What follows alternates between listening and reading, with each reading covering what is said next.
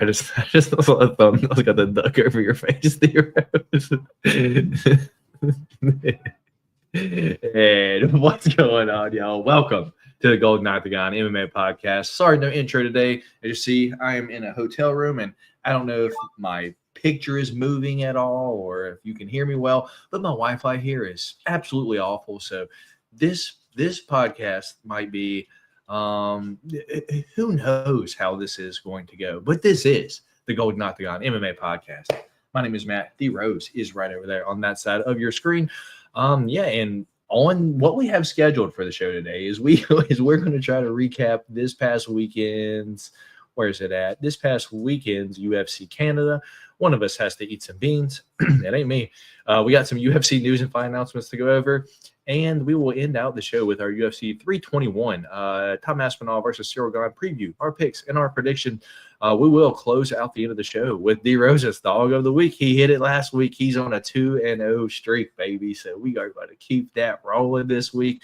But if it starts getting bad service, like I'm getting kicked off, you can't hear me or you can't see me, D Rose, or the chat, please let me know, because we're just probably going to just jump to the end of the show and just make our picks, because my internet is absolutely awful right now. And the worst part is I paid for the premium hotel Wi-Fi. Premium, they call it. It ain't the free one, and it's still ass. So we'll see how it goes. So we got Antoine here. What's up, guys? Hope y'all had a good day. It's been a stressful one, Antoine. How about you, D-Rose? No, everything's been okay over here. Today was actually Amber's birthday. So okay. Well, happy birthday, D-Rose's wife.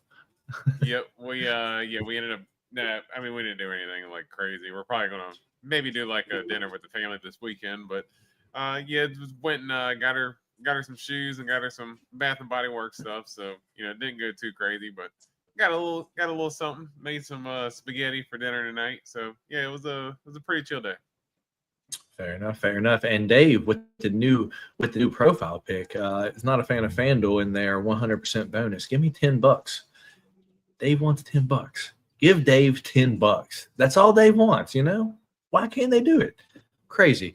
Can I ask what you guys' tips are dealing with an a-hole at?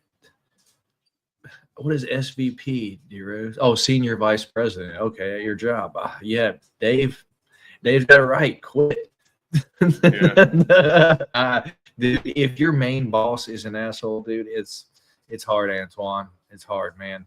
Plenty of jobs out there, Antoine. Growing up, what did you guys do? Yeah, don't tie yourself to the job, man. Like you're bigger than the job. If the big boss like that didn't appreciate you, just at that point, just make sure you have something else before you bounce. But yeah, definitely bounce.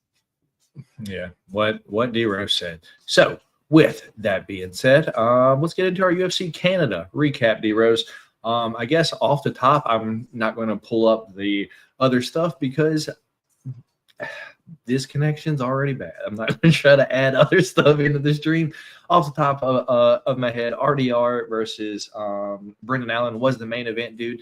And after the first round, I was like, yo, RDR is cooking Brendan Allen. Like, he's got this in the bag. And then from round two, it was the exact opposite. Brendan Allen was on top, had RDR in pretzels, basically, and just pounding him, dude. At the end of the second round, RDR didn't really want to get off the ground. And then the third round, the same thing happened. And then did the fourth round start, or was it the end of the third round when the fourth round ended? The fourth round had ended, and it was going into the fifth. Okay, so round 2, 3, and 4 went exactly the same, with Brendan Allen just beating on RDR. And then at the end of the round, RDR just not wanting to stand up. And then at the end of the fourth, Jason Herzog caught it, but I actually saw somewhere that said that RDR's corner threw in the towel after the fourth round too. So, I also saw that RDR said that he had neurovirus this past week. So I don't know if it's true or not, but if so, that could explain why he gassed in one round. But, he didn't really look the greatest cardio-wise in the rest of his fights either. So maybe RDR is a gasser if like he has to wrestle and is like being controlled and actually has to fight out of it. We don't know. We'll have to find out. But great performance from Brendan Allen. Kind of an odd little thing that happened there when he walked out, though. Yeah, like I saw it when it happened. I'm like, what was on that dude's phone? And then now I've just been seeing it all week. And then other angles, the dude having a mask on. A lot went on this past week in UFC Canada in the main event, D-Rose. Give me your thoughts on the fight, and then what happened right there at the walkout. If I don't know how anyone can just be like, oh yeah, that was a hostage. Like it was such a blurry, zoomed out photo. How can anyone see what that is, man? I have no idea. Yeah, that was going to be my question more than anything, was that like you can't see what it is. So somebody said it was a hostage, and I looked at the like it's video, a person, like, but yeah, a person could be laying like on a pool, you know, they could be relaxing and asleep.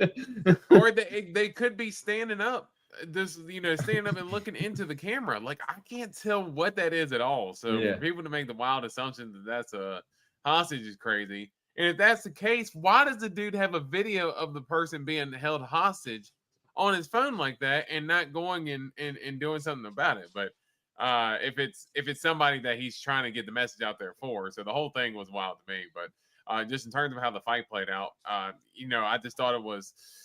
I thought it was where Brendan Allen, I kind of criticized him on his fight IQ last week, going into the fight, but he actually played it the way he needed to play it. Was RDR was going to be willing to stay on bottom to try to prove his jiu-jitsu off his back. And, Brendan Allen was able to, get on top there in that second round. The first round did not look good for Brendan Allen. It did not. But he mostly just got controlled. I mean, RDR didn't really do much damage at all. And then once Brendan Allen was able to get that top position in the second round, it was pretty much just, kind of over from there. A lot of ground and pound, smashing with elbows. RDR got busted up pretty good. And, the whole quitting on the stool thing, whatever the case may be, or throwing in the towel, that is exactly how he lost Malik and won when he fought and won championship. Was same thing. It was I think it was a sequence where they were on the ground. Malik stood up and tried to get DeRitter to stand up, and DeRitter would not stand up. Like it was in the middle of the round. And RDR was like, I mean, he just didn't stand up, and the ref told him to stand up, and he didn't, and that was the end of the fight. So I almost called it a little bit too early, because I thought that was something that could have happened against Robert Whitaker, but Robert Whitaker didn't engage in the grappling exchanges. Brendan Allen being able to exchange the grappling situations was able to tire RDR out and ultimately get him out of there, and that was a pretty upsetting performance. But I think it's easy to say now that Nasruddin Imavov will now get the title shot against Hamza. Yeah, probably, man. Unfortunately, because I don't think that's a competitive fight, and at least we know now that Fluffy would have absolutely cooked RDR, right? Like there would have been no shot. And dude, Fluffy might have like what Fluffy did to Michelle Pereira. Like it would have been a lot worse for RDR. Like Jason Herzog would have carded it mid-round. He would have been like, "It's over." He like get up, or what he did to like the Leadze, where he just kept making him fucking stand up. Like, nope, get up. Like fucking Herzog would have caught it like mid-round. Like RDR, you have to get up, and he's just sitting there. He would have been like, "All right, it's over, it's over." But yeah, man. So that was the main event. Co-main event was Kevin Holland. Was Kevin Holland co-main event? Kevin Holland. Or was versus that's right. Mike Mallet. You said Mickey Gall. Mickey Gall. Mike. I don't know why he fought Mickey Gall. Yeah. He fought Mickey Gall. That's what it was. Yeah, dude. Kevin Holland got hit in the nuts like twice in like 10 seconds, and there was no point taken. And dude, he was on the ground for a long time. Like finished out the round and was complaining about his balls the whole rest of the fight. And then it's like, why even continue, dude? It like calling a no contest. It is what it is, but then like the rest of the fight just ends up being ass, dude. I'm gonna say it like truly how I feel. I love Kevin Holland, but that was a terrible look and performance. IQ, we all know he don't have the best fight IQ, but what are we doing here? But on the other end, Mike Mallet, dude, Mike Mallett's ass, dude. I don't have any faith in him at all. He has fast hands, but so does Michael Johnson, dude. Like, that don't mean that he's going to be the champion or anything like that. So, dude, I don't know how much I'll be picking Mike Mallet going forward, even after, beating one of my favorite fighters in Kevin Holland. Thoughts on that fight? Yeah, the whole situation with the low blow was weird because to me, and I told you, we were messaging about the fight, and I was like, man, Kevin Holland is kind of doing a little bit of the Chris Curtis thing where he's kind of like, just excessively griping, like it's either, to me, it's either fight or don't. And, at that point, people were like, well, hey, I'm a fighter. I don't want to quit, yada, yada. And we understand that part. Cedric Dumas had no problem being the not fighter. Exactly. So that's my point in saying, like, and Cedric Dumas is also a dork as well. Yeah, he's also a dork as well. So nobody really cares.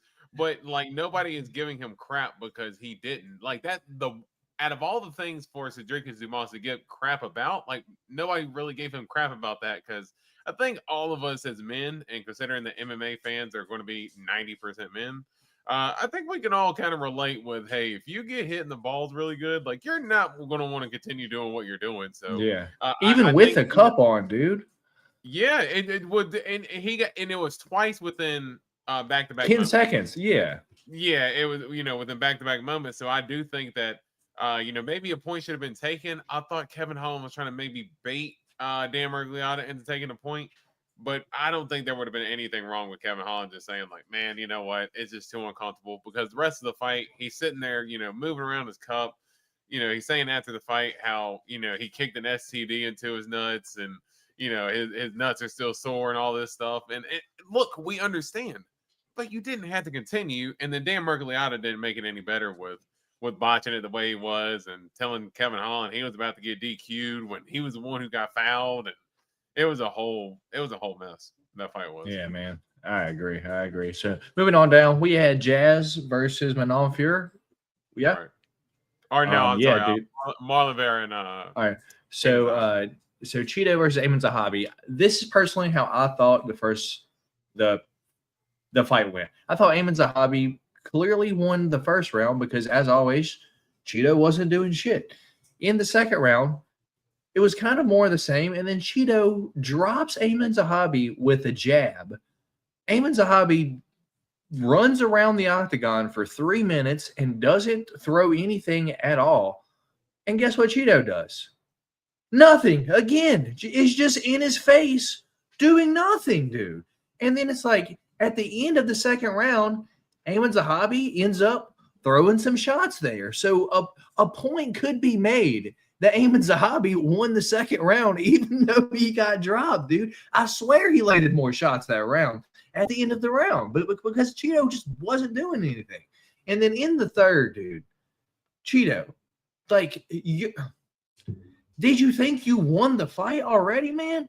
Because once again, doesn't do shit the entire fight, man. It's just like, you can't just be tough and expect to outlast your opponent when you get to the highest level in the UFC, man. That shit just don't work. And one thing that I did take away from that fight, and pretty much every Amin Zahabi fight, is either Amin Zahabi like throws with all of his might every single time that he throws, or he just hits hard as shit. Because when you hear his fucking punches land, they like sound like more of a thud compared to when the other guy hits him. And it's every single fight. So I don't know if he just has like, this like crazy, fucking power we can hear it, or like maybe his gloves are bigger. But for some reason, I can hear Amin Zahabi's shots in every single one of his fights a lot harder than I can hear his opponents hitting him.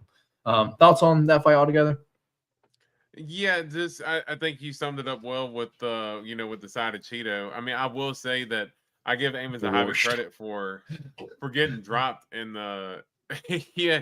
I mean, honestly, that's been Cheeto a lot though. Like he had the run where he knocked out Cruz. He bullied Rob Font, and there was another fight in between there where he he was finishing a bunch of guys and all this. He had the fun fight with Davey Grant. He had a pretty good run of like 4 or 5 fights where he looked pretty decent, but that was all against like lower level competition. Like you said, once he kind of stepped up there and got to the top of the division, that's really where he's kind of stalled out. And in all of his fights, even in the Figgy fight, the Sean O'Malley rematch, and even the Pedro Munoz fight that he won, it's just not a lot of activity from Cheeto. And in this fight as well, same exact thing. I thought that Amin Zahabi won the first round clearly because he just did more. And I thought, I gave Cheeto the second round because he dropped he dropped Amin because it was the most significant moment. But I am in agreement with you that, if you judge the last minute and a half of that round, I mean, Amin Zahabi was kind of lighting Cheeto up, and Cheeto's not doing anything to respond. Like, you just hurt him with a jab. Can you throw a jab? Like, can you do anything instead of just sitting there watching your opponent? Like, but it's just frustrating, watching Cheeto constantly like that to, kind of doing the same thing. He took a year off to get better as well, kind of healing from injuries and, kind of getting grounded and trying to make another title run. And he looks exactly like he did before he left. So it's like, what did you really change? I don't know, man. I don't know. But so, I definitely don't believe in Amin Zahabi as far as the top contender. He's worked his way up. I don't think so. 8. Yeah, that was he's a little bit older. Yeah, that was a hilarious call of Sean O'Malley because he's not getting that fight whatsoever. So, cute call out, but yeah, he's definitely not getting that. Nah, at least not yet. Maybe a win and O'Malley loss, possibly, but yeah, I don't know. Manon Fear versus Jazz, dude. I know this one hurts you a little bit. This one hurt my bets a lot of it. Not gonna lie. I don't think anyone saw what happened in that fight happening, but yeah, dude. Jazz comes in trying to clinch up. Manon takes that fucking step back and just fucking throws it, dude. Lands right on the chin. And Jazz does the like, whoa. Trying to get her balance, and then like Manon like hops on her back, lands a few ground and pound shots and fights over, dude. In round number 1, like we haven't seen Manon finish anyone like that ever, really. Like we saw the Tabitha Ricci finish in the 3rd round after just beating her ass, but this one kind of seemed more of maybe a tough weight cut for Jazz, maybe like, I don't know, didn't refuel properly, because we've seen Jazz, take punches and, it was almost like first punch she took just put her out, dude. Like, lost her equilibrium. So odd turnout to that fight. I had Manon Fear 3-year decision and didn't even get past 3 minutes, much less 3 rounds. So what's your thoughts on Manon versus Jazz, man? Yeah, I was definitely one that had the over 2.5 in this fight as well. So that did burn me, but man, just again, disappointing for Jazz to get clipped like that. But honestly, it was just a beautiful setup from Firo, where Jazz was kind of slumped down and she was kind of stepping in. Almost like she was kind of like maybe going to come up with like a hook over the top, and manages Carter perfectly and caught her while Jazz was coming in, caught her with the punch. So it was just 2 forces just colliding together like that to make the impact of the punch that much bigger. So I really perfectly timed punch from Firo to do that, and then they had the finishing instinct to get on top of Firo or get on top of Jazz, because Jazz is definitely stepping in some potholes there. She was hitting the whoa, like she had on drunk goggles or something like that. Yeah. But yeah, for Firo to get on top and get the finish like that, to get that ground and pound, a good bounce back win for her. And do I think she fights for the title next? Nah, she's not fighting for the title next, but she kind of solidified herself up there at the top of the division. Yeah, man. I agree. It's going to be a terrible fight when it happens, but I can't wait for it because it should determine who will be the next champion of this division. We should get Natalia Silva versus Manon Fear, right? At some point, we got to have it. It'll be a terrible fight, but I mean, very technical. Yeah, I mean, what's crazy is I thought Natalia Silva probably would have gotten it after the Grasso fight, but I think, especially with wel'll, I think you're right. I think that fight does make sense now. Yeah. You guys need to quit selling cars and be a voice actor. All right. Let's see what else happened on this card. We had Drew Dober versus Kyle Prepelic, but I want to talk about one after that first. Was it Kyle Nelson versus Matt Frivola, dude? Where Kyle Nelson had dropped Steamroller, right? He was on the ground, pounded him out, about 10 seconds left in the fight, where Dan Mergliotta is real close to stopping it. There's 3 seconds left, and Mergliotta steps in, stops the fight. Kyle Nelson's, congratulating Steamroller, and then I hear Mergliotta say, "Fight's not over. Go to your corner." I was like, "What do you mean? You just now stopped it. Though there was like 3 seconds left on the clock." And then the second round starting. I was like, "What is happening right now?" I'm so confused. Like that, and the worst part is like this shit's been happening a lot lately, dude.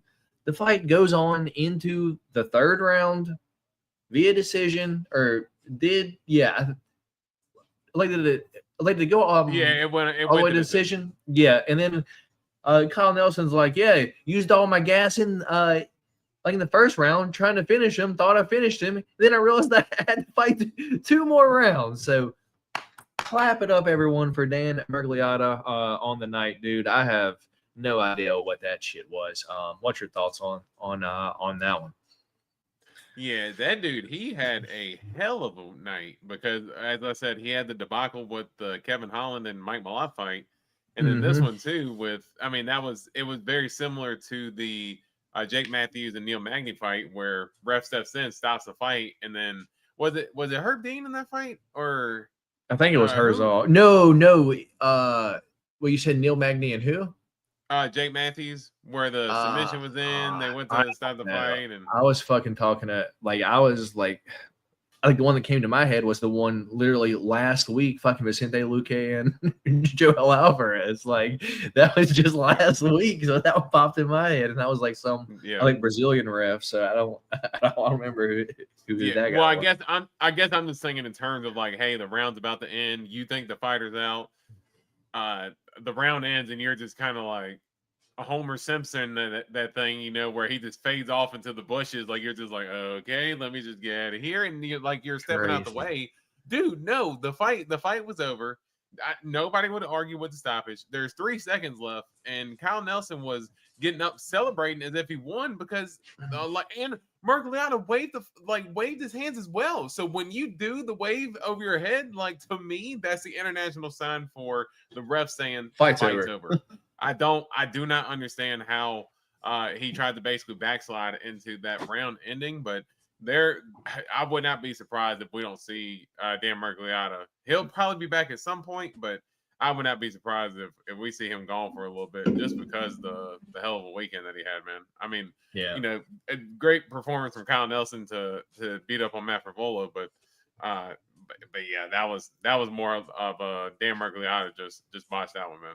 Yeah, and then the only other one that comes to my mind from the night was the Drew Dober versus Kyle Prepelic fight, where like 2 nut shots happen, a point gets taken away from Drew Dober, and Drew Dober comes out in the third like a ball of fury, dude, knocks out Kyle Prepelic and secures your boy the pick champ this week. I was like, let's go, Drew Dober. Let's go, Drew Dober. What's your thoughts on Drew Dober versus Prepelic?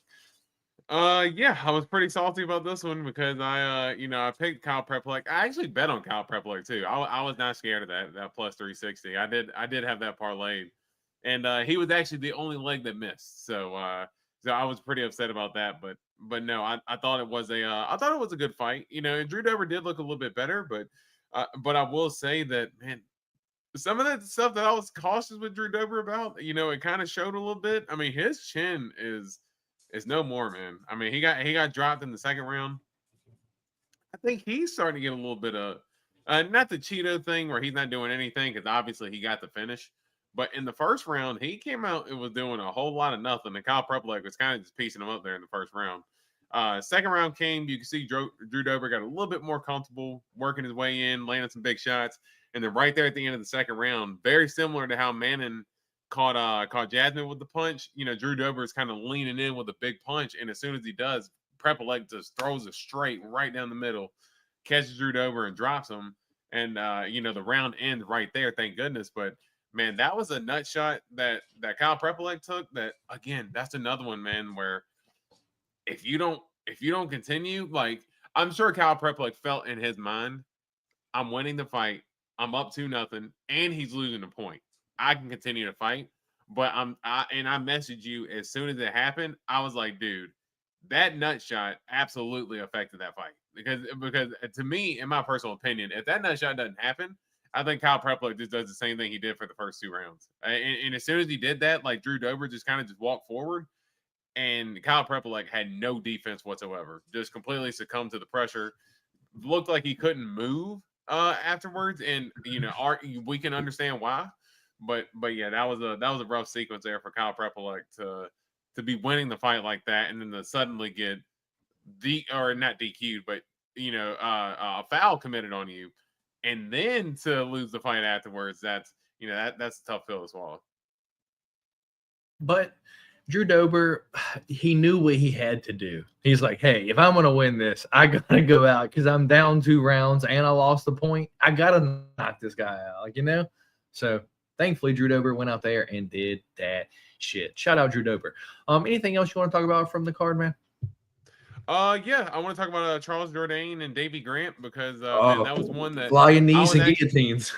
Yeah, I was actually excited for this fight because I thought it was going to be a banger. And come to find out, the only one who was getting banged was Davey Grant. Because dude, Charles Jourdain, dude, that he is dude at 135, like he's a problem at 135. Like I've always been a fan of Charles Jourdain. I thought he was like a fighter. He has a little bit of Yuri Prochazka style to him a little bit. He's not as wild. He doesn't use his chin as his defense like Yuri does, but he's just got a little bit of that wild man style to him where, he's kind of just, flying knees, hooks. He's throwing spinning kicks and stuff like that. Spartan kicks. And he's just always intense, super aggressive. He caught Davey Grant with a flying knee, earlier in the round, but kind of just nudged him a little bit. But dude, that last one just absolutely crushed Davey Grant, busting him up pretty good. And that guillotine that Charles Jourdain got, as soon as he had the arm locked in, I was like, that's it. Because as soon as he grabbed his wrist and cranked that thing up, I was like, that's it. And then he was like smiling. He was like, yeah, he did the Nate Diaz thing where he's kind of like smiling. He's like, yeah, because I know I got it. And then, not even 2 seconds later, you see Davey Grant tapping. I love me some Davey Grant too, so I hated to see him take a loss like that. But I'd love to see Charles Jourdain get a good win like that because man, that was explosive. Yeah, man. David D Rose on them beans again. Drew said he's not stopping no time soon. He still feels young. Yeah, shout out Drew Dober, dude. I know that he said that he lost his second child, dude, in his fucking training camp. God. So that's just sad, man. Like, I can't even imagine, dude. Can't even imagine that. D Rose need bean hab. Yes, right, do you notice how Drew lost the punt off the rip while Mike got multiple chances? That was my point. There's just no consistency in the reffing, man. It's just like, what's happening here? Yeah. No consistency. All right, D-Rose. So I guess that's it for the card. Anyway, all the important parts. We'll move on to eat the beans. And if you don't know who has to eat the beans, it's that guy right over there. Our different picks this past weekend. We had 4 different picks, D-Rose. 4 different picks. It was Tainara Lisboa versus Melissa Croden, Drew Dober versus Kyle Prepolek, Manon Fuhrer versus Jasmine Jasdavicius, and Kevin Holland versus Mike Malott. But we threw out the first one, Tainara Lisboa versus Melissa Croden, because I knew nothing about Melissa Croden. I do know something about Melissa Croden now. It's a big girl, 135, man. She's pretty large, not going to lie. And she's got some heat. It looks like she has a gas tank. So I will keep that in mind going forward. So the 3 that mattered were Drew Dober versus Kyle Prepolek, Manon Fuhrer versus Jasmine Jasdavicius, and Kevin Holland versus Mike Malott, in which I did pick Drew Dober, Manon Fuhrer, and Kevin Holland, while D Rose went Kyle Prepelic, Jasmine Jasdavicius, and Mike Malott. So, I mean, not the worst picks, D Rose, because Kyle Prepelic, he was winning that fight, and then Mike Malott did win the fight. So, you could have easily, got 2 of the 3 for me, but that's just the way the bean bobs, man. That's just the way the bean bobs. And, speaking of the bean bob, I'm glad I was able to hand deliver you that shirt. Now we can see D Rose in the bean bob shirt from now on. So, with that being said, I should have worn it tonight, but it's all right, man. I'm not in the mood. Okay, it's all right. With that being said, let's get these beans popping. And real quick, we can keep the bean bop going. Shout out Arichi Long, because again, D Rose Dog of the Week came through with smoked him. Again. So yeah, not even close. That's why I told you I was confused the whole time. I was like, why is Arichi Long the underdog? I don't know, but I did pick him via decision, but so yeah, I didn't win anything. But I didn't think he knocked him out like that. So that was pretty rough. Oh gosh, it's the bean bop. Oh man, and it don't stop. This is a dead fish or strawberry banana smoothie. Oh gosh. I'm still here, D Rose. I just full screened you. I just got a chip tooth too, man. I don't need to be messing with this. Chip tooth. Why don't you just put the bean there? I'm guessing that's not strawberry banana smoothie. That ain't the smoothie.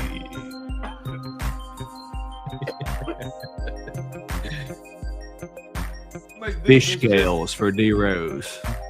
It's the worst part is because you know how cold it is in my basement, where it's stale and it's cold. It makes it that it makes the flavor that much worse. So I'm literally sitting here eating stale cold beans. It's like a fish that you put in the freezer just to keep it fresh. It's like fish. No, I'm not getting the same one. No. It was the same one. No. The bad part is we're actually starting to run low. So I don't have too many left either. Oh gosh, I don't know what this one is. Look at Dave. Look at Dave said you ain't no Danny Glover. You ain't no good actor, D Rose. Man, come on. Dave, you hate it, bro. Yeah. Dude. That one might be dishwater. Is it a dishwater one? So it looks like. Or is it Stinky Socks Tutti Frutti? That's what I think it is. It's one of them. It's like yellow, dude. I'm not gonna lie. I don't know. I gotta get another one. Nah, dog. Eat it. Eat it. Eat it. Eat it. I don't know what this is. This could be wet dog. It just got. I don't know. It's either Tutti Frutti, Stinky Socks, Dirty Dishwater, Birthday. Well, I don't know if you got the same one as I do. Mine, it's the color of wet dog, but it looks like Stinky Sock because it's got the whatever. Maybe it's the banana split one. Oh gosh, that's urine. That's what Dave said. That's urine. Chase flavor. Oh, that sucks. He said, "Oh, that sucks." D Rose knows what dirty socks taste like. That's for sure.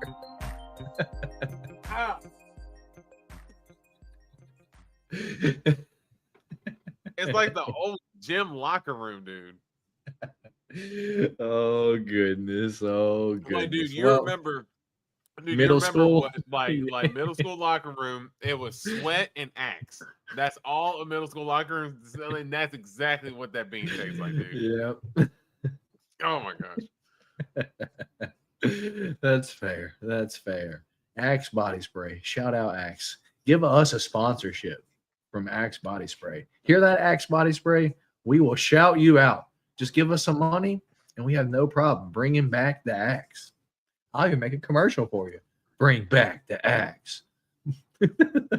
What? Oh no, it was Tag. Tag was the one that Tag, had the commercial. No, well, they had Axe, but then they had Tag was the one that was like they had It's the like same, yep, specific. same Yeah, they had shit. like specific one. Yeah, it was the same thing, like same different type of shake hand ones, but it was like I remember Family Guy had a skit for like Tag for like dead cats or something like that, and it was like Peter sprayed it on them, and then it was like just a bunch of dead cats is like going around. It was something stupid, but there's something that sticks in my head. Dave wants vomit for the third bean. He wants you to eat 3 beans this week, Nah, dear. we ain't losing 3. We should have won this week. That's the problem. Yeah, yeah. Dude, do you know what I hated the most was when so I was very poor growing up, as pretty much everyone in our area was. so my mom used to get the fucking Family Dollar brand fucking body spray. Dude, I hated it because it didn't smell good like the fucking purple Dollar General one. She used to get that one. She's like, it's the same. It was not the same. It was not the same. That shit smelled like musty out the can. Like, but hey, that's what I had. That's what happens when you grow up poor. You get Dollar General deodorant. Hey, I mean, and you had it, so that's at least you had some. Yeah, you had to have it leaving gym, dude. You had to have it leaving gym because it's like the showers were there, but I don't know if I saw anyone take a shower after gym, man. Nah, man, we're not. Yeah, we're in middle school. We're not taking showers in front of other dudes. We ain't doing it. Nah, I didn't start doing that until they made me in boot camp, and I was still pretty uncomfortable. I'm like, man, I don't want to do this. Just like 90 dudes in one shower. Hell no. You want to see my dog. shirt real quick? Like, give me give me a room with a bunch of naked dudes, and that shit look like a turtle going back in the shell. Like, what the hell's going on here? Right now I'm the little dick guy just because I'm not attracted to all these other dudes with their dicks out. Oh my goodness! Like Scary Movie 1. When they give someone When they had the picture of him in the locker room. Hey, it's not that small. It's cold in here. Oh my goodness. All right, D-Rose, let's get into our UFC news and fight announcements. So I got to pull up my Instagram real quick. So probably not going to do it on here. So let's just go see what's on Home of Fight. Dude, my service is ass. You got anything while my shit's loading? Oh, it says something went wrong. Something went wrong when I'm trying to load something. I was sitting here laughing. Let's look. It's almost loaded. Jesus Christ. Here we go. So here's a good one I have. Jalen Turner is returning against Edson Barboza, D-Rose. UFC 323, January 6th. Are you glad to see the Tarantula returning to the UFC? Cut his retirement early? Yeah, I am, and I was always kind of cautious of that retirement anyway, because I was like, hey, young guy, still got talent, and you can see where he had just had like some slip ups in a few fights. So, but I don't think, I never thought that he wasn't a talented fighter. I thought he was a little bit of a front runner, but I think there were lessons learned in his fight. So yeah, good to see him, coming back. And dude, I am surprised that Edson is even still wanting to do. I'm actually trying to pull some news while we're sitting here doing this, but I'm actually surprised that Edson's even wanting to still do this at this point. He's been getting lumped up a little bit in his last few fights. So yeah, taking on a dangerous guy like Jalen Turner, it could potentially get bad for Edson in there. He's still game. He's still got the talent, but just him being able to take damage like he used to is just not there anymore. Yeah. So we're kind of looking at the full UFC 323 fight card here. It's Merab versus Jan 2, Pantoja versus John, Brandon Moreno versus Tatsuro Taira, Henry Cejudo versus Peyton Talbot, Jan Blachowicz versus Bogdan Guskov, Nazim Sadikov versus Faras Ziam, Macy Barber versus Karina Silva, Jalen Turner Edson, Marvin Vittori, Bruno Ferreira, Chris Duncan, T-Rex, Grant Dawson, Manuel Torres, Muhammad Naimov, Marion Santos, Ibo Aslan versus Iwo Barsawinski. I've never heard of that dude. And Mansur Abdul Malik versus Antonio Trocoli, dude. A lot of fights there. Yeah, that's what I was gonna say. Because trying to look. That's for 323. But let's see what else we got here. We have Nathaniel Wood going to be taking on Jose Delgado, dude, at UFC 321. That's this weekend, right? What is that new? Did that come out early or something? Yeah, I don't know.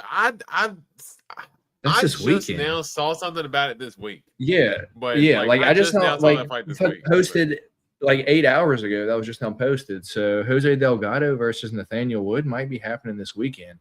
But I would gotta go Jose Delgado in that one. But man, Nathaniel Wood has been looking good up at 145 though. He's 5-1, I believe, since. What's up, man? Go lay down, buddy. Man, they this got dog, dude. Man, they got Macy. Just going back to you talking about 323 because I'm looking at the poster now. Man, they got Macy Barber opening the card. Hey, Chubbs. I know, dude. This guy, dude. This guy has been a pain in the ass, dude, for the past like drive down here. And dude, it's like he wants to sleep in the bed, but it's too tall for him to fucking jump up in it. So I went and got him these fucking steps earlier. He didn't use those, so I returned them, dude. He's terrified of the steps. So now, dude, this dog is just a pain in my ass. But I love him, dude. I fucking love him. He's just being an asshole. That's Chubbs. Straight asshole, man. Doesn't like change, man. He's getting old. You know old people don't like change, man. Come on. Dude, he's 13. He's an old dog. He's an old dog. Yeah, Chubbs he don't like change, man. Come on. Chubbs like, what the fuck are we doing? Exactly. Let's discuss one. Do you think Peyton Talbot will be a big favorite against Henry? I don't think as big of a favorite as what he has been in the past. It's a great face. Really. No, but I do think that's a hell of a fight for Cejudo to pick to go out on his last one on, considering where we saw where Talbot really showed where he was able to defend takedowns pretty well and work some takedowns of his own. Had some pretty powerful offense. So I would figure that Cejudo, I wouldn't have been upset if he had to fight Cheeto or Pedro Munoz or anybody like that. I figured he might have wanted. I'm surprised he didn't fight O'Malley. Like O'Malley as your last fight, you've been wanting to fight him forever. He's a big star. It's going to be a lot of money. You think O'Malley would want that fight? I think O'Malley would take that fight in a heartbeat, just to knock out Henry. Just to knock out Henry. So the only reason why I don't think O'Malley would take that fight is just because where Cejudo don't like the 3-4 fight losing streak. So it just. It's just not a lot of stock there for Henry at this point. So that's why I figured like a veteran type matchup would have made a little bit more sense. But looks like the UFC is trying to build up, maybe Talbot's name off of Cejudo in this. So Talbot will be the favorite. He'll probably be I'd say he'll probably be minus 250, minus 280 range. He'll probably open. That's what I see as well. Yeah, I'd say he'll probably be too close to 3-1 favorite. But Cejudo still got a chance though. Yeah. The only other thing I see is Yair Rodriguez saying that he won't return until spring 2026 because he had hand surgery yesterday. I really don't think anyone cares at all though.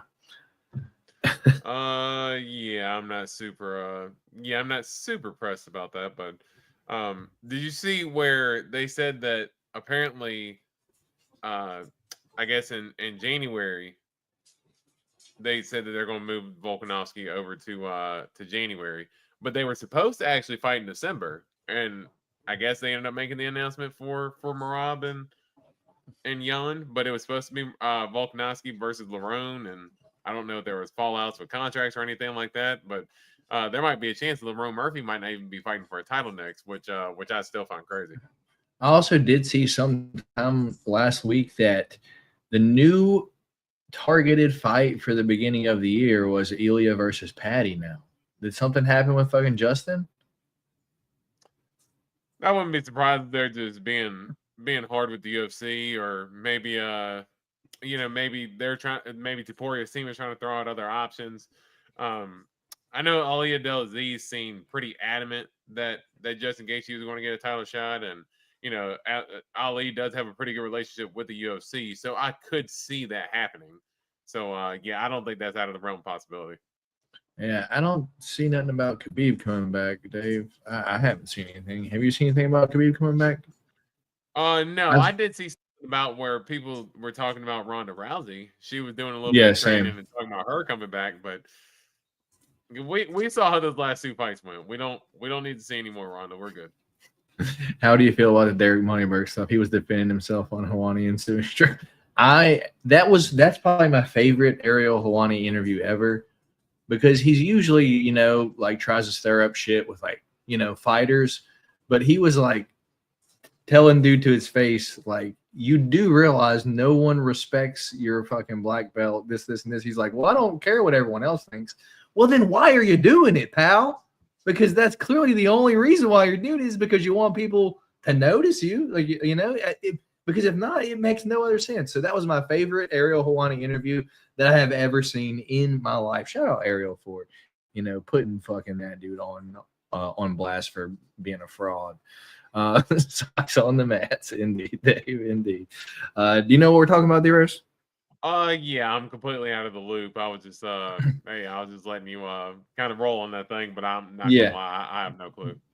Dude, there's this dude, right? And he pays people. You've probably seen him, dude. He's got this haircut, right? Well, he's bald in the front, but he has like hair about like this, and he's like fat, and he has this black shirt that looks like a Versace logo, but it's his company logo. And he has like fucking Mikey Musumeci on his podcast. He had Gilbert Burns on there, Jake Shields. Anyway, Jake Shields and Glover apparently gave this dude his black belt in 4 years.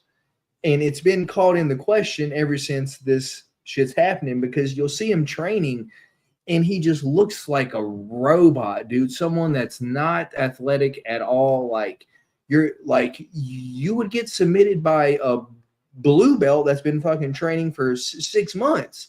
Like it, and so it's just like he like puts on this act of he's the only one to do it since BJ Penn, because BJ Penn did it in like 4 years, and that's how long it took him.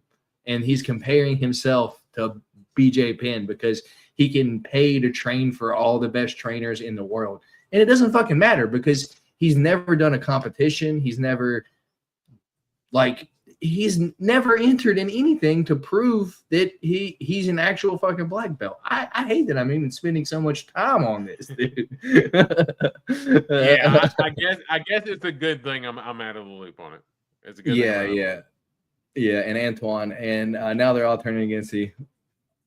Exactly. The dude just paid. He just pays for training. Like if you're paying someone, 10, 20 grand to train you, shit, I'll give you whatever kind of belt you want. Give me 20 grand. I'll give you whatever color belt you want. I don't give a fuck. Yeah, but that's how I feel about the situation. I think the dude's just a fraudster, and he's trying to get people to watch his shit because he's one of those guru people that he wants you to invest in his course. One of those fucking jokers. And because he's so successful, you would want to follow him to do what he's done, dude. And it's just like, you're a scammer, dude. No one does that. I feel sorry for fucking people that pay money to these fucking guys to tell them how to act in life, dude. You're your own person. You got to figure this shit out, man. That's the way it is, man. Some people get lucky, some people don't. Life is all about opportunity and preparation. What are you prepared for at the opportunity that comes toward your way, dude? That's what life is. Maybe throw in a little bit of luck in there. You just got to figure this shit out, man. There's no way to do this like every set of the way, And if it was, everyone would do it, and you wouldn't make a lot of money doing it because it'd be a proven way. You know, that's just how it is, man. Uh, life is ass. That'll be $20. You're welcome. That right, Dave? Right? And that's our TED Talk for today. Yeah, right? Crazy. All right, man. Your bill is 30. Thanks, Dave. All right, D-Rose. Any other fight news you got, man? Yeah. No, I looked through and I didn't see too much. I do have to use the little boy's room real quick though. All right. Go ahead, little boy. I will try to pull up the fight card for this weekend. I'm gonna try to. It's just cold in here. Hey, it's cold in here. Also, D-Rose, do you know you didn't save your picks last week on Tapology?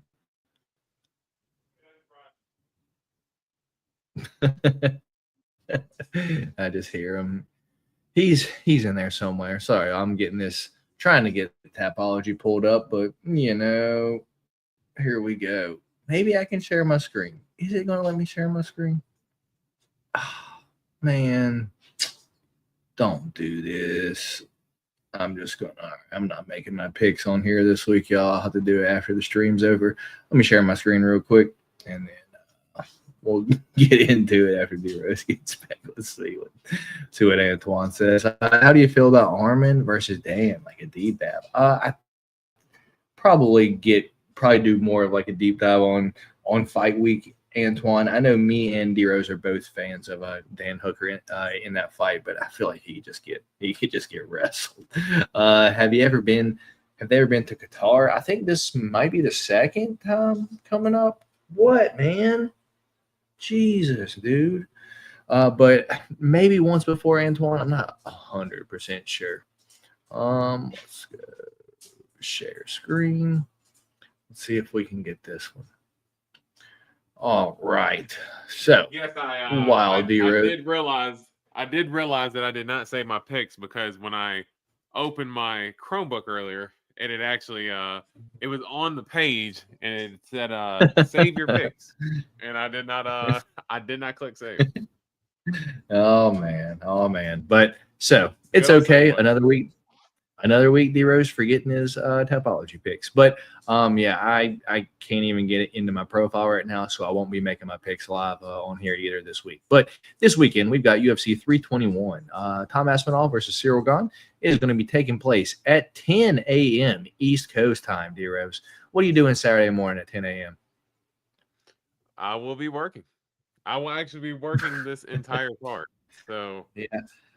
Do you know what's? I'm probably going to end up catching the main. I'm probably going to try to see if I can catch the main card live and maybe catch up on the rest later. But yeah, it's going to be tough for me to try to watch while I'm trying to get some work done at the same time. Slang the key is. What's cool about me here, D-Rose, is I'm an hour behind you, so fights for me will be starting at 9 a.m. So I'm just gonna wake up and watch the fights, dude. How cool is that? Man, that sounds nice, dude. That sounds nice. That I would love, like I think even an hour, because a main card like starting at 9 p.m. instead of 10.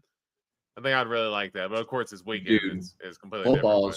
Football is cool too, because like the primetime game starts at 7, and it's like, all right, cool. Like I ain't got to be up till 11 o'clock tonight watching this game. It's like over at like 10, and I can just lay down and get ready for bed, man. Yeah. I was like, usually I'm in bed. If it's not Dallas playing on the Sunday night game, I'm usually in bed finishing watching the rest of the game. That's fair. All right, man. Let's get into the picks and predictions for this weekend's card. So it's going to be taking place at the Etihad Arena in Abu Dhabi. We've got 14 fights to go over. It is headlined by Tom Aspinall versus Cyril Gane. That's for the heavyweight championship. The co-main event is for the strawweight championship between Verna Jandiroba and Mackenzie Dern. The featured fight of the night is Umar Nurmagomedov versus Mario Bautista. We have Alexander Volkov versus Jelton Almeida. Alexander Rakic versus Azamat Mirzakhanov. Nazrat Hakparaz taking on Quillan Salkild. We've got Ikram Alaskarov taking on the Iron Turtle, Jung Young Park. We've got Matush Raumbetsky taking on Ludovic Klein, two dudes that I get confused about sometimes. Anyway, we got Kareem Abdul Al Sawadi taking on Matthias Camillo. We got Walter Walker taking on Louis Sutherland. Jose Delgado taking on Nathaniel Wood. That was announced earlier in the podcast. We've got Chris Beast Boy Barnett taking on Hamdi Abdelwahab. Azmat Mirzakernov taking on Azat Maxim taking on Mitch Raposo. And Jackie Amarim taking on Mizuki Inoue, dude. We hadn't seen her in a long-ass time, dude. And she wasn't good when she was here. So that's where we're going to start at, man, right there. Yeah. What's your thoughts on the card as a whole, though? It is a solid card. There's fights on here that I like. Not all of them are bangers. Main card's good. It's not great. Of course, it's a little top heavy there, but I'll give it a. I think it's a solid B. I think a solid B. There's a couple good fights in the prelims that I kind of picked through and I really like, and the main card's the same way. I honestly I really like all the fights on the main card. So it should be some good fights this weekend. Nice. I believe I got logged in, D-Rose. Finally, there he is. Hey, we in here. Look at that. Overall, D-Rose, not terrible, right? Out of all the fights that we've ever picked, I'm right on 62% of them. It's not terrible, right? No, that's not terrible, considering the fact that the way fights are weird the way they are. That's not bad. Yeah, and especially, I'm not one who fucking picks favorites all the time. If I think of a person's going to win and they're a dog, I fucking pick them, man. There we go. Matt, the Seahawks. I know they did, Dave. Last night I was in bed and I was like, well, not last night. 2 nights ago I was in bed. It was like 4 minutes left and I just turned that shit off. I'm like, I ain't watching this. Looks like I'm watching fights on a tree stand on mute. Dave's going to be out in a tree. I should have cashed. I know, Dave. My wife. All right. Here we go. Dave's wife is Verna, and she's fighting this weekend. Anyway, first fight of the night, D-Rose, we've got Jackie Amarim taking on Mizuki Inoue. Jackie Amarim's 10-1 overall. Her only loss is to Sam Hughes inside the UFC. That was 2 years and 6 months ago. Since then, she's beat Mazerat Kaneo via knockout. She armbarred Corey McKenna. She armbarred Vanessa Domopoulos after grabbing a glove. And then she submitted Poliana Viana 5 months ago. She is 30 years old, 5'3", and a 68-inch reach, while Mizuki Inoue is 15-6 overall. Out of her last 5 fights, she has 3 wins and 2 losses, but she hasn't fought in 2 years, where she won against Hannah Goldie. She lost to Amanda Lemos, lost to Wu Yaonan, and those were Invicta. She is 31 years old, 5'3", and a 64-inch reach. It's going to be surprising here in this fight when Jackie Amarim is not going to be the smaller girl of the two here. Ideally, they're the same height, and she's going to have longer arms. D-Rose, I don't think this is a close fight at all. I think Jackie Amarim probably submits Mizuki Inoue.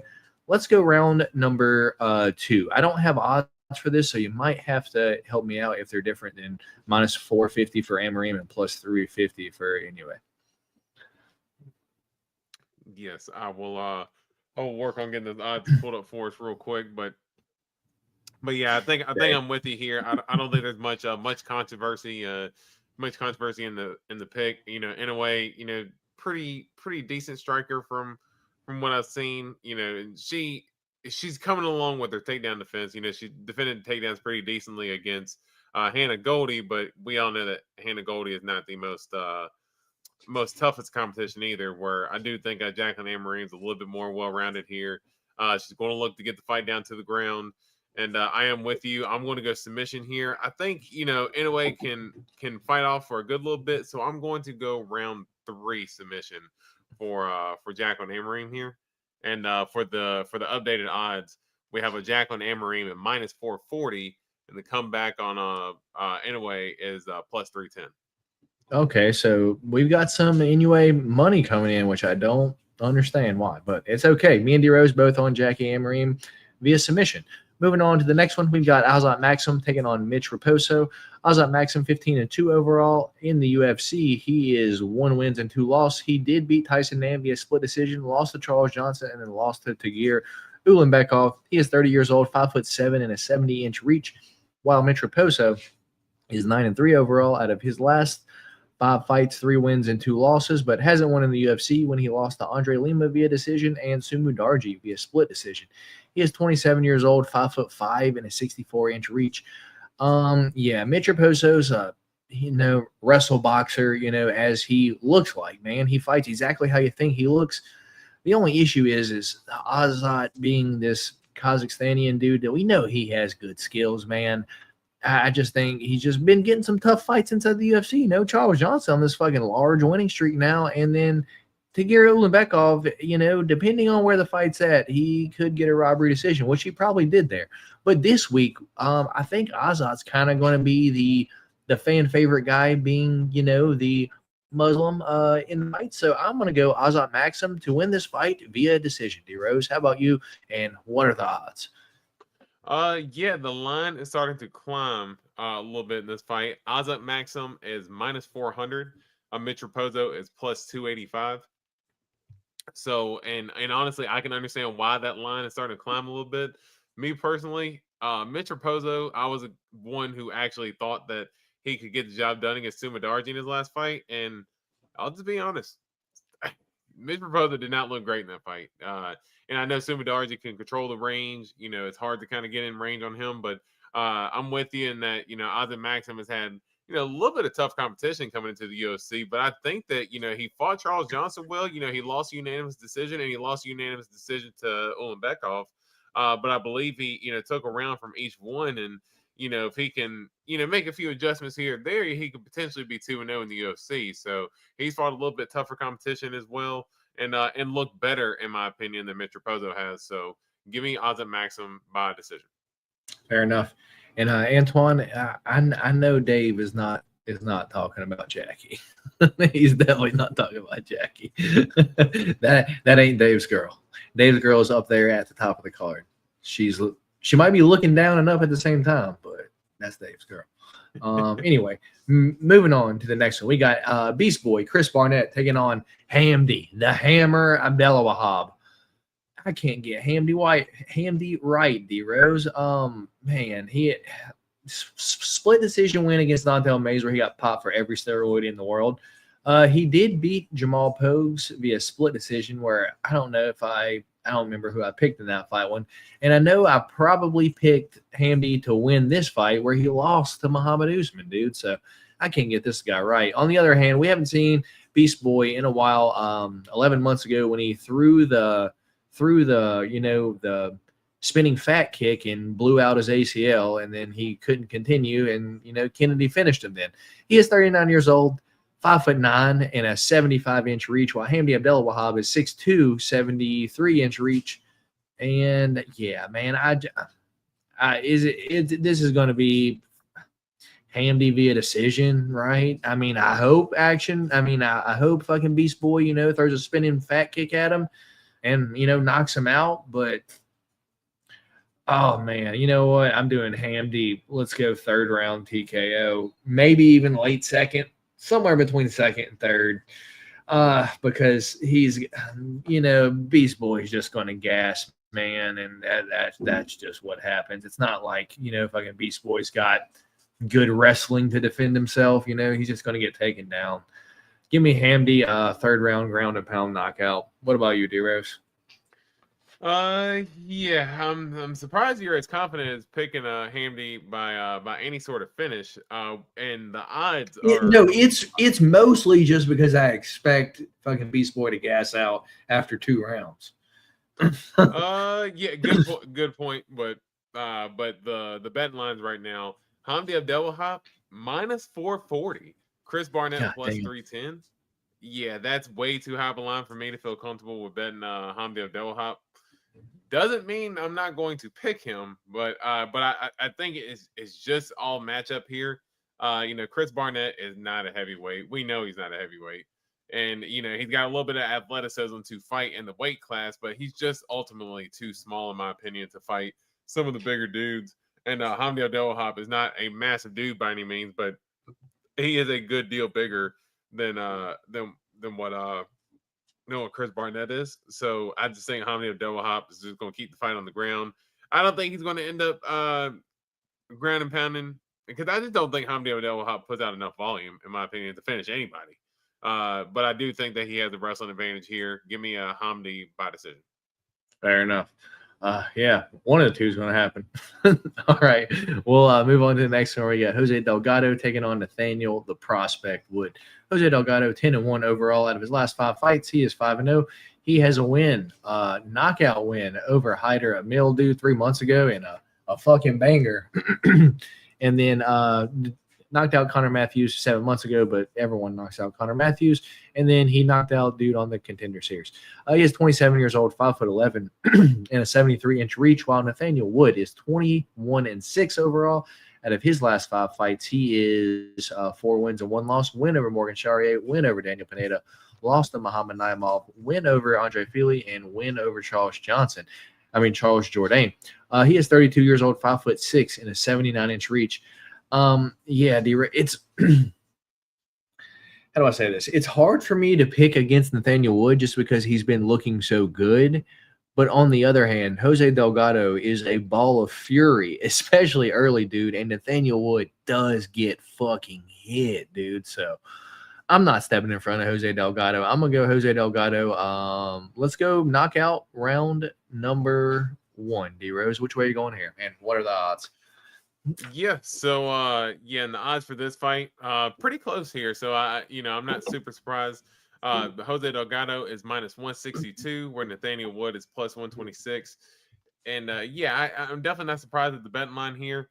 I'm a big Delgado fan, man. I think the he's super talented. He's got knockout power. I love his footwork, the way he kind of slides in and out. He really glides. He kind of reminds me of like Wonder Boy, the way he kind of darts in and out the way he does. But he's much more aggressive. The only thing that does worry me a little bit in this fight is that Nathaniel Wood has a lot of UFC experience as well. And he has experience fighting in front of this Abu Dhabi crowd. Even though, that fight did not go his way, and I think, some of the people who watch that fight can say the judges robbed him in that 9-mile fight. Daniel Wood is tough, man, and he can beat a lot of guys. Man, I'm not gonna lie. This is one of probably the 3 fights on the card that I've gone back and forth with the most. And I'm still actually kind of struggling picking now. Give me Delgado by finish. I think he might knock out Nathaniel Wood in the second round. I am betting wise, please get me away from this fight.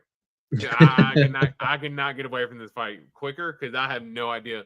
Dude, I would pick the fight to start the second round. Jose Delgado gets a finish within the first minute. I bet Delgado money line, and then Nathaniel was just wrestling Jose Delgado the whole time. This fight is so up in the air, in my opinion. And I think it's a really good, well-contested fight. But, I think that fight could go either way, man. Fair enough. Me and D-Rose both on Jose Delgado as our official pick, though. Moving on to the next one, we got the Clean Monster, Walter Walker, taking on the Vanilla Gorilla, Louis Sutherland.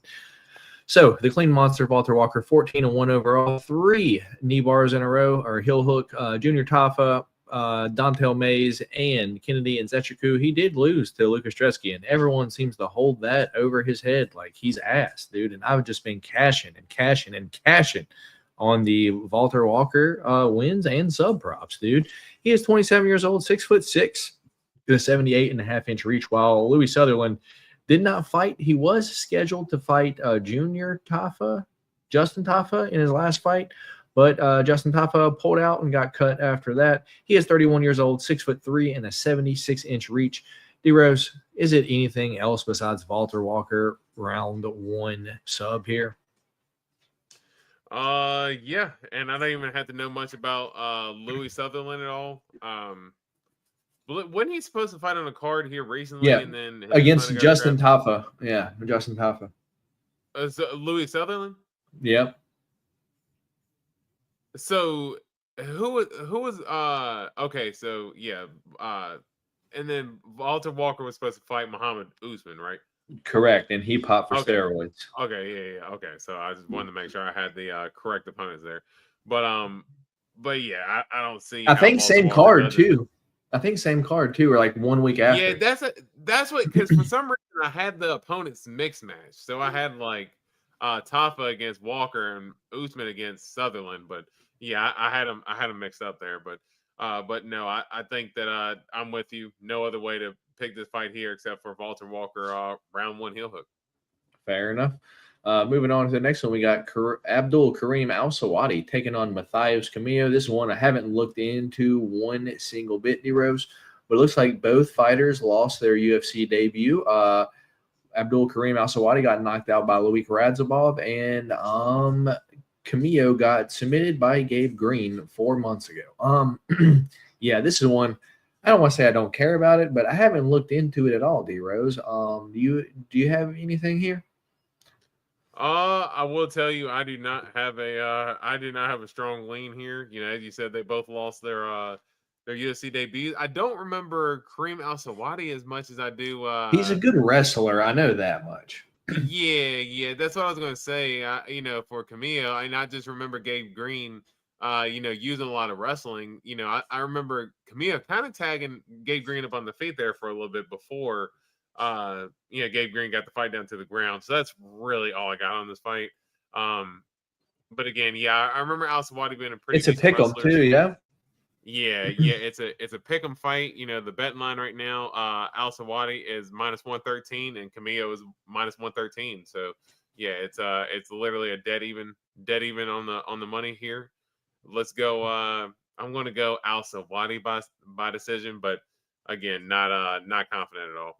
Yeah, that's which way I was leaning, because once I kind of seen that Gabe Green submitted him, it's like, let's not pretend like Gabe Green's a good wrestler.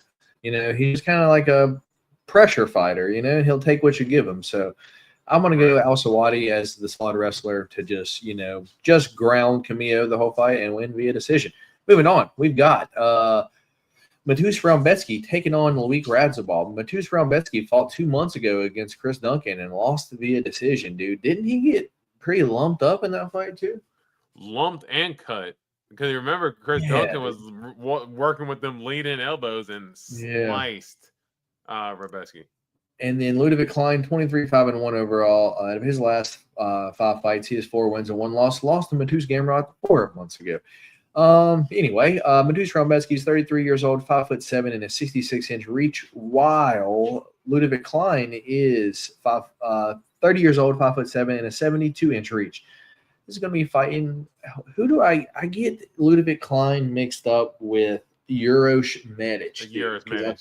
Yeah, because I thought he was at 170, and I'm like, this is at 155. What's happening? Yeah, dude, I think maybe too much activity for Matus Raumbetsky too soon back to back. Let me go Ludovic Klein to win this fight. Man, does he knock? Man, Matus Raumbetsky's tough though, dude. Is he going to finish him? Dude, let's go 3rd round doctor stoppage via cuts. TKO doctor stoppage. Wow. Wow, yeah, no, this one's it's pretty close on the betting lines. You got Ludovic Klein at -142. The comeback on Matus Raumbetsky is +112, so pretty close on the betting lines here. I think this is a very competitive fight.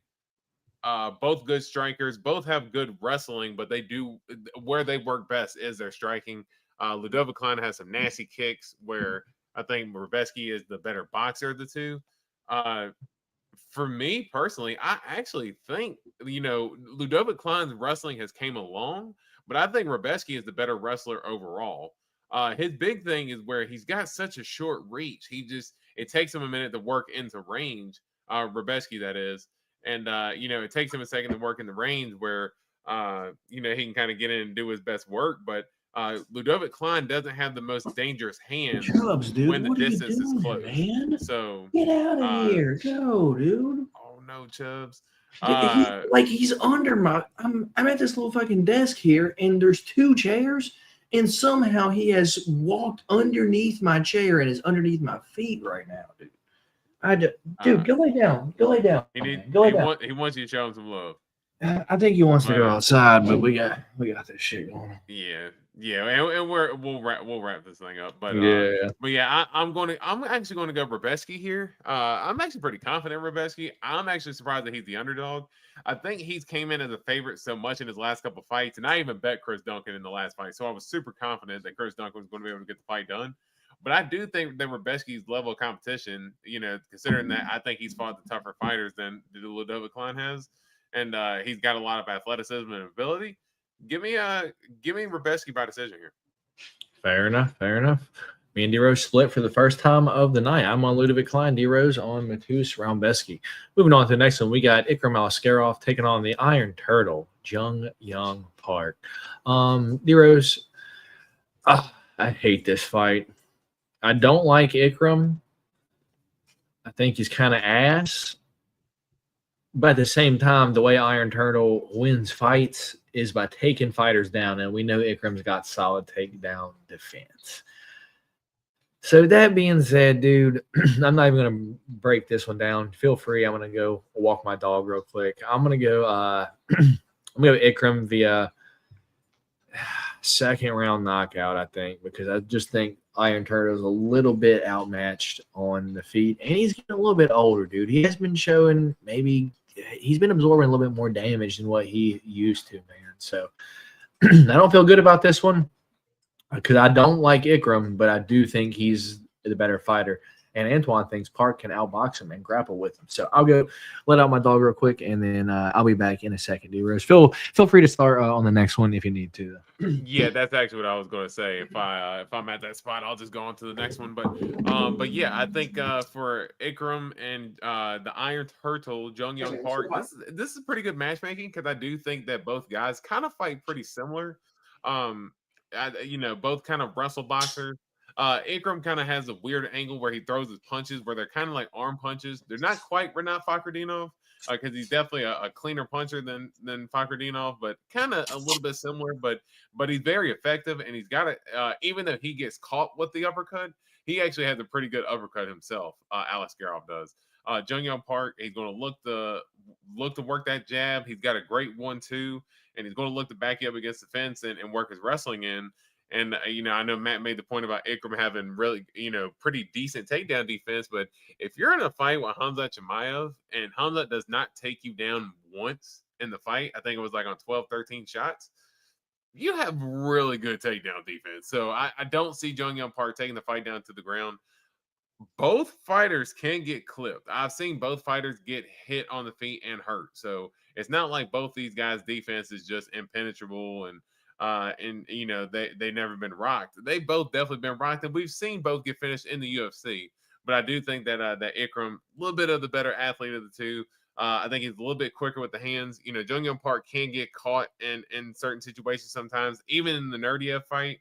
I know, Jung Young Park took that knee to the head, but there was a couple of times in that round where, Nerdiev was kind of lighting him up a little bit. So I'm going to go Aliskerov here by decision, and I think it'll be a good fight, though. All right, I can hear you. I'll say the betting line real quick too, since I didn't get to say that. Ikram Aliskerov is a minus 250, and the comeback on Jung Young Park is a plus 190. So me and you both on Aliskerov, you via decision, me via second round knockout. Yeah. All right. Yep. Cool beans. All right. Up next, we got Nasrat Haqparast taking on Quillan Salkeld. I expect this to be a pretty close fight overall. I don't think, although Quillan Salkeld's got knockout power, I don't think he has the power to really hurt Nasrat, because especially Nasrat, he's tough and he's got pretty solid boxing skills. So it's not going to be the Anshul Julby knockout. It'll probably look a little bit closer to the Yanal Ashmos fight, but with just Aslan Rizovic's having. With Nasrat Haqparast just having clean boxing. Nasrat's 30 years old, 5'10", a 72-inch reach, while Quillan Salkeld going to be a little bit bigger, 25 years old, 6 foot, and a 75-inch reach. D-Rose, I think this goes to decision either way. I have a hard time picking a winner here, if I'm going to be honest, but I'm going to go with what I think should be the upset. Give me Nasrat Haqparast to win this fight via decision. How about you, man? Well, the betting line is actually pretty close. Nasbrat is like the ever so slight favorite, minus Oh, wow. 120, and Quinless Alkill is minus 106 right now. So, so very close, neck and neck. Looks like money's kind of came in on Nasbrat as the week is going. I think this is a super close fight. So I'll this is where, because I'm a little tripped up on this fight too. Nasbrat has looked good in certain moments, and Quinlan Southcote has looked good in moments as well. But one of his fights is against Anshul Jubilee, and I think at this point, I think I could send my oldest daughter Abby to go in there, and she could probably knock him out within the first couple punches. Because Dude, you got a big daughter, dude. she's a big girl, man. She is a big girl, but yeah, no, I think Southkill, he he's got some good talent, but there's just a lot of unknown. Where Nazareth Hakparaz, we've seen him in the UFC a long time. We've seen him fight, pretty high level competition. Looks pretty good against some of those guys as well. I will say, he knocked out Jamie Malarkey, but who doesn't knock out Jamie Malarkey? That Jared Gordon fight went to a split decision, in which I actually thought Jared Gordon won. And same for the Esteban Ribovic fight. I thought it went to a split decision that he lost. And if you actually go back to the Dan Hooker fight, Dan Hooker was able to take him down pretty good. It was like Khabib. Yeah. Dan Hooker was actually wrestling the hell out of Nasrat Hakparaz. And Quinlan Southkill, he wrestled, Ashmos pretty well in his last fight.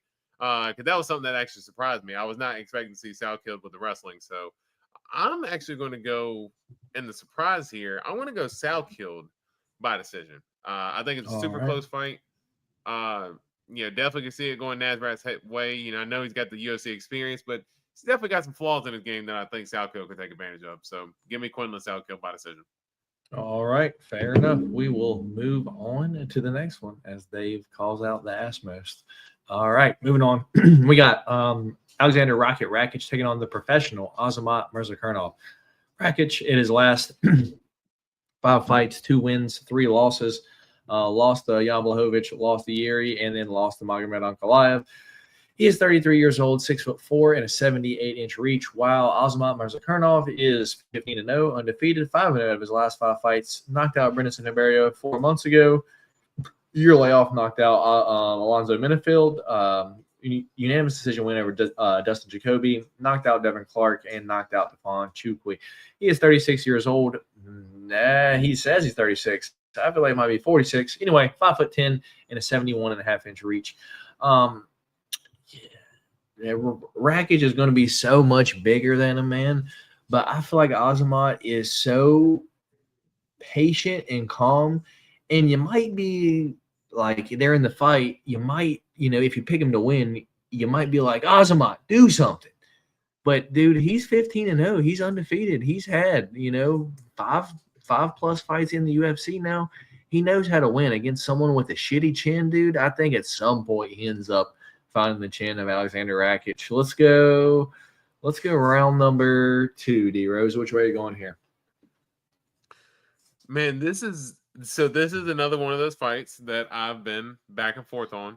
The one that I told you there's a couple fights on here, and this is the other one, or this is another one that I've just been up in the air on this one. I could see it going a multitude of ways. I could see Azamat going in there and getting the first round knockout against Alexander Rakic, because Azamat does have good boxing. He's good at finding the distance, but that size advantage. I remember him coming into the UFC, and I remember Dana telling him at that point, like, hey, man, you should probably be fighting in middleweight, probably not light heavyweight. And he stuck around to light heavyweight. He's a better athlete than a lot of the guys, but I'm wondering how it's going to look at the top of the division, especially being 36 years old. And then 36 is not the oldest for light heavyweight, but definitely getting up there a little bit. So, if he wants to make a title run, the time is now. Alexander Rakic does have a lot of high-level experience, although he hasn't beaten all the guys. He's beaten, or he's fought, Jan Blachowicz and Yuri and Ankalaev and, guys like that. So I do think that he's got some ability, but and even in that Jan Blachowicz fight before the leg injury, I did think that Jan was winning that fight. I do think that Aspinall has the ability to get it done. I'm just telling you the thing that I'm most worried about is him being able to actually close the distance. If he can close the distance, I think Aspinall gets it done. I think he can actually even KO Rakic, but I do think it'll be hard to get done. But give me second round KO here for Aspinall Murzakanov. I think it takes him a minute to try to find the range, but I think he kind of hits him kind of similar to how we did with Minifield with kind of the big leaping hooks. And I think he kind of catches Rakic while Rakic is trying to exit out, catches him and finishes him against the fence for a round 2 KO. Give me Aspinall Murzakanov.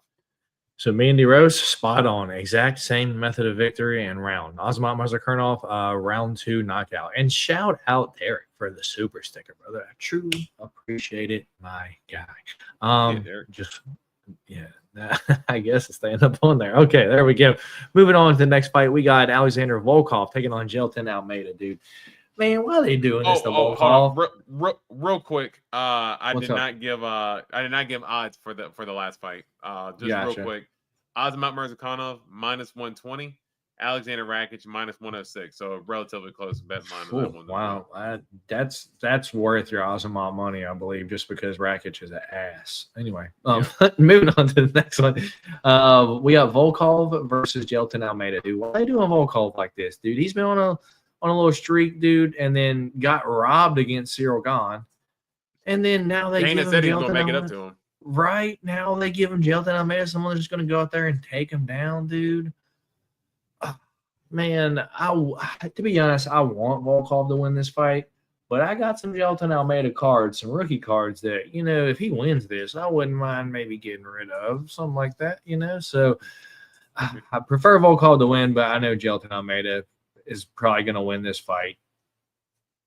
Dude, what's his game plan fucking going to be? Because how's he going to throw that front kick up to 7 foot? That he started to the body. That's it. I guess right? I guess maybe, dude. I'm going Jailton round 1 submission, probably by something stupid, straight arm lock, some shit like that. Which way are you going here? This is another one that I've had a tough time picking. I'm a Alexander Volkov guy, but I do realize the trouble here.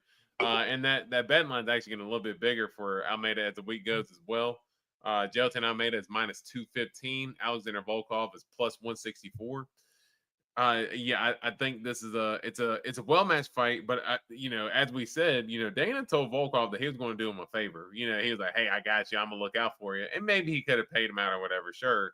But this fight right here is no favor, as I'm trying to hold in my sneeze here. So if I have to jump and do that, sorry. But no, I think that Jailton Almeida obviously wants to get the fight down to the ground, looking to get the submission off. Alexander Volkov is a guy who he has fought wrestlers and he's done pretty well with takedown defense for the most part. But if you go back to the Curtis Blades fight, Curtis took him down plenty. Tom Aspinall took him down with ease and submitted him. That is one thing that worries me a little bit, but also the gas tank of Almeida. Has he recovered that since that Curtis Blades loss? Because I know he had the Romanov win, but I mean, let's be honest, Alexander Romanov. That was a battle of who has the worst cardio, and I think Alexander Romanov can firmly hold the crown for terrible cardio. And then he had the win against Sergey Spivak, in which I did see there was a path to victory there for Jailton Almeida, just because Spivak's not a great striker. Volkov's very well rounded, man, and I think that's what can help him out here. Give me Alexander Volkov. Give me second round KO. I think Jailton Almeida goes for the takedowns and submissions early, gasses out, and I think Volkov takes advantage, lands a big shot in the second, and gets Almeida out of there. Give me Volkov by KO. Fair enough. Antoine is still caught up on Aim It's a Hobby. I would not think I think age has a lot to do with Antoine, because UFC is not going to push a dude that's 37 for the title. And it just is what it is. They have no time left there. Like, unless it's undeniable, I think age has a lot to do with it, man. And Headball call us, well, he's a new level at this age. Antoine in the age. And Antoine's like, the old guys are my favorite. Old guys are in their primes. Oh my goodness. Love the old dudes, man. Hey, but that just means they've been around for a little bit. Hey, you trying to show them some love while they're here, so I get it. Yeah. All right, moving on. We got Umar Nurmagomedov versus Mario Bautista. Umar is 18-1. His only loss ever was to Merab in his last fight 9 months ago. He is 29 years old, 5'8", and a 69-inch reach, while Mario Bautista is 16-2 overall, 5-0 out of his last 5 fights. Win over Guido Canetti, Damon Blackshear, Ricky Simone, Jose Aldo, and Patchy Mix. He is 32 years old, 5'9", and a 69-inch reach. I won some money on the Patchy Mix fight. Just because, Patchy Mix was unproven. But going up against someone that is proven, I think he's beat. Like, I'm pretty sure Corey would beat Mario Bautista. It wouldn't surprise me if Honey and fucking Mario had a real close fight. And Nate Maness, who cares? Yeah, man. I just with the storyline of MMA and UFC, dude, where they're going to be at, I think Umar is clearly the better fighter here. And he might not finish Mario Bautista, but I definitely think Umar wins this fight, and probably via decision. I know he's a huge favorite because earlier in the week he was minus 450, but I think I bet him just to get some plus money at like minus 600. So what's the odds and which way you going? Yeah, it's the bet line, I'm not gonna lie, I told you already, but this bet line is blowing my mind. Umar Nurmagomedov minus 650, and then Mario Bautista is plus 420. I mean, to me, that's Baby Grant just now got smoked, Antoine. What are you talking about? yeah. I mean, literally just got smoked. Yeah, literally just got smoked, But yeah, and I love Davey Grant, but yeah, he just got smoked. But no, man, I think the minus 650 for Umar. I mean, that to me, that have a bet line. Like Umar needs to go in there. That means he should finish Bautista. him. Yeah. That means he should go in there and finish Mario Bautista. Like whether it be late first, early second round, like that means that Mario Bautista that does not belong in the same octagon as Umar Nurmagomedov. And to me, I think their skills say otherwise. That I do think Mario Bautista, whether he's been the fan favorite or not, whether his fights have been the most exciting or not, that's another conversation. But just in terms of his skill set and the way he's looked, I mean, I think he's looked, very well coming off of his last few fights.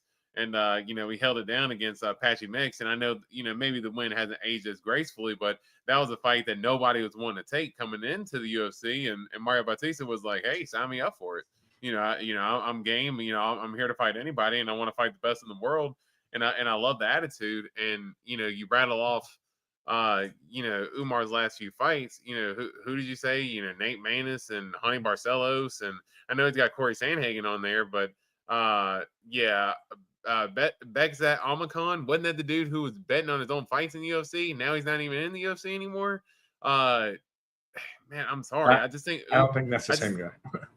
Yeah, I couldn't remember if that was the same guy who was betting or not and got cut from the UFC. But yeah, man, Umar's obviously talented, but maybe it's just the betting line that's making me go the other way. But give me Mario Bautista here, man. I just think that Mario Bautista's got enough skills to get the job done. He's got really good takedown defense, good boxing. He's a well-rounded fighter, man, and I think he can get the job done, especially at that line. I'm going to take a shot at that line this weekend. Give me Mario Bautista by decision. Fair enough, dude. I can't hate you for it. I will take the free win if you put it in the pick champ, though. Not gonna lie. Also, how cool does 80 look with those glasses on? Just jamming out on the court with sunglasses on. Who's that? Sorry, I got the fucking AD's got the fucking there's like sunglasses on while he's like I have the fucking Spurs and Mavericks on here beside me. He's like, yeah, with sunglasses on the court. Anyway, co-main event of the evening, we have Mackenzie Dern taking on Verna Kakadai. Janji Doba. Dave, keep it in your pants, pal.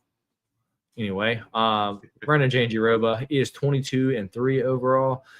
She is 37 years old, 5'3", and a 64-inch reach, while Mackenzie Dern is 15-5 overall. Out of her last 5 fights, 3 wins and 2 losses. Win over Amanda Hebus, win over Lupi, lost to Amanda Lemos and Jessica Andrade, but won against Angie Hill. She is 32 years old, 5'4", and a 63-inch reach.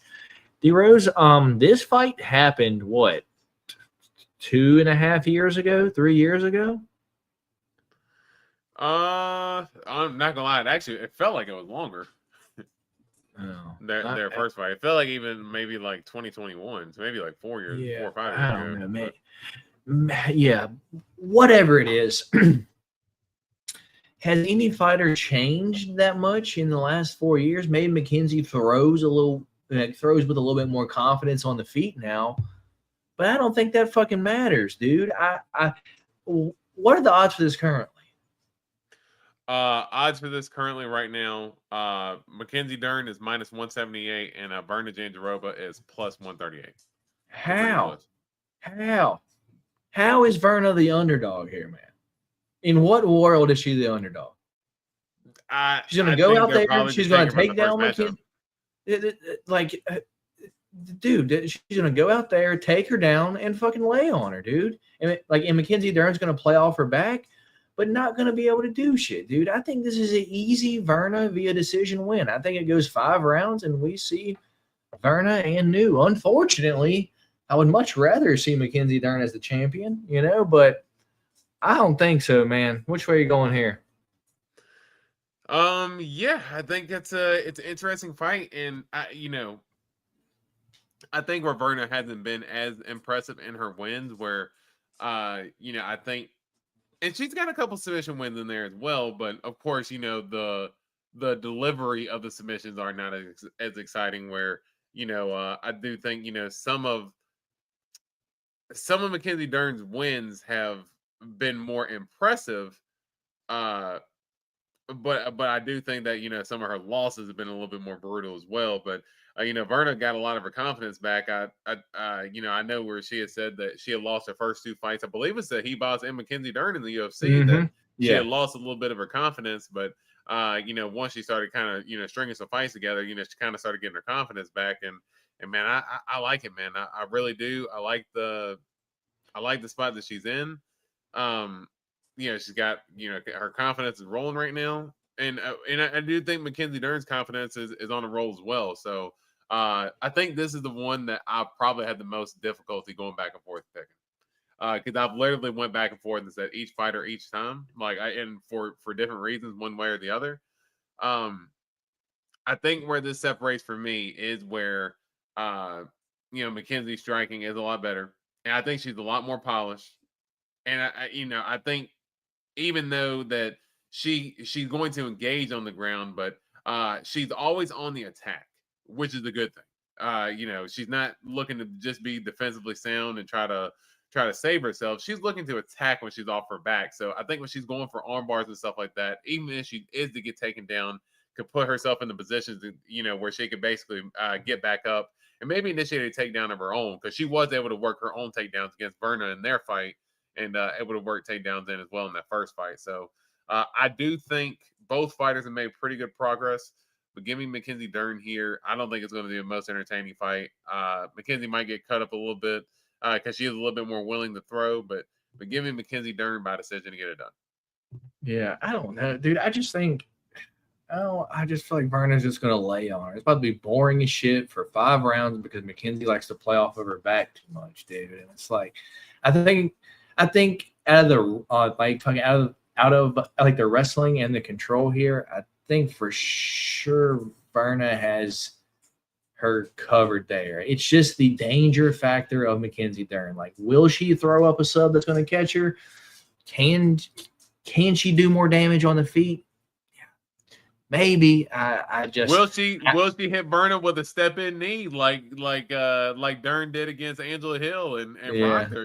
I mean, we don't know which Mackenzie Dern we're going to get, and I think that's the biggest element in this fight, is that we don't know which Mackenzie Dern we're going to get.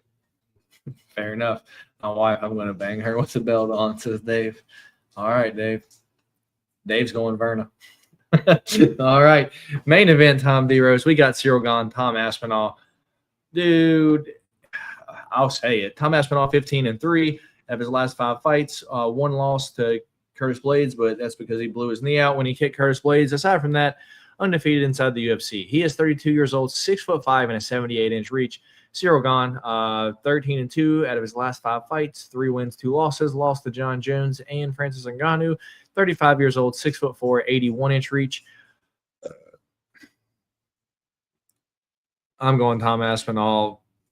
It only makes sense for him to fucking finish Cyril Gane via submission in round number 1, dude. If he knocked him out, it wouldn't surprise me one single bit. I cannot get over Nasruddin Imavov literally ragdolling Cyril Gane, dude. And that's a middleweight. Tom Aspinall is a legit heavyweight, proving himself inside the UFC now. I know he has lost, before the UFC, but that was still real young in his career as well. He's a lot older, a lot bigger, in what I think is his prime right now at 32, man. And I've been watching interviews this week. Fucking Cyril Gane talking about he's going to take fucking Tom Aspinall into fucking deep waters.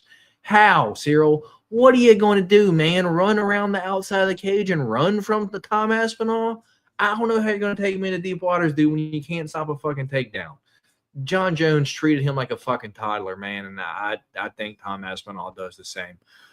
Give me Tom Aspinall round 1 sub. Which way are you going here, man? I'm not going to pull any bones. I'm going to go Tom Aspinall here. I don't think anybody has ever lost more stock than Cyril Gane, man. Like I've never seen anybody lose more stock coming off a win, and I've never seen anybody lose more stock off of kind like of losing to the greatest of all time. He lost to John Jones, and everyone's like, "Ah, he's ass." Yeah, like dude, like everybody has just and myself included in certain points. Like I've even kind of gotten but just because how it happened, dude. It was like you tapped to that, dude. Like, have you never grappled ever? Well, it wasn't that it wasn't like, oh, it was like, the submission didn't even look like it was that tight or whatever. To me, it was the ease in what John Jones did it with. So that's why I was like, damn, like it was that easy. Like, and obviously John Jones is the greatest, but that was still just a disappointing performance. And even in the Francis Ngannou fight, Francis Ngannou is literally in there with no knees. And end up going in there and taking down Cyril Gane. And Cyril Gane made dumb mistakes in that fight, going for the heel hooks and stuff. And I think the reason why he lost the Volkov fight was because, even though he got granted the win, he kept going for those heel hooks. And then Volkov would basically switch the position, get his leg out, and then get top position and work on the ground. So, he's good for putting himself in bad positions, but he's pretty decent with keeping himself safe. I'm going to take a swing here and say Tom Aspinall gets it done by decision. I don't think he knocks out. I think he has to land one big bomb against Cyril Gane to get him out of there. Because Cyril Gane, Ty dropped him, but it was kind of a flash knockdown because look how quick he got up. I could see something very similar. Tom Aspinall maybe lands a jab, and you see Cyril Gane's hand touch the mat, but I still think he keeps himself safe for the most part. And I think he just tried to play safe for the most part, try to play defense. And I think Tom Aspinall just does enough to get it done. I think it'd be a little bit of a from what we're not expecting performance from Aspinall, but I think Aspinall gets it done by decision, and my picks are saved. Cool beans. Mine as well, D-Rose. I am very surprised. Dude, I have to say like this. If this goes into the 3rd round, I will be literally surprised. Like, I don't think Cyril gets out of the 2nd round, man. I really don't.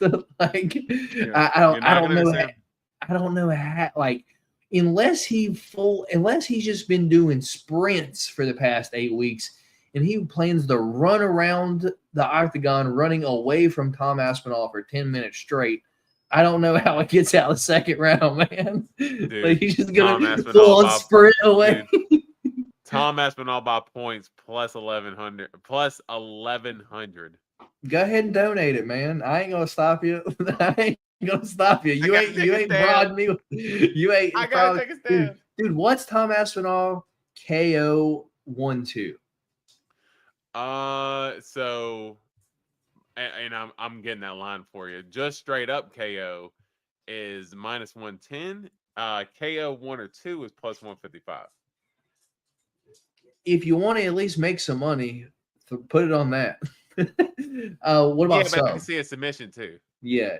What about sub? I mean, but like you'd also do Tom Aspinall, 1, 2, 3, and that's your fucking money right there. Yeah, that is true. But man, I don't know. I like that. I'm taking a stab at it. I'm telling you, if it goes out of the second round, I'm gonna be like, what the? I'm not gonna be as surprised as I was when fucking Juliana was knuckling up like Amanda Nunes, but I'm gonna be like when like Derek Lewis versus fucking Francis Ngannou, like what is happening? Like Cody Brundage versus Mansour Abdul Malik. What is happening right now? Like, why are they not fighting? Like, your job is to get in there and fight, and you're just not doing it. like, I will literally be surprised if it goes into the third round, man. Start third round is +120, +124. As it should be. So in the line for this fight, Tom Aspinall -460, Cyril Gane is +320. All right. Yeah, I had to go Tom early. I don't know, Antoine. Double chance Tommy. Indeed, Dave. There you go. I mean, good thing this isn't a bodybuilding competition, Antoine, because that shit don't matter.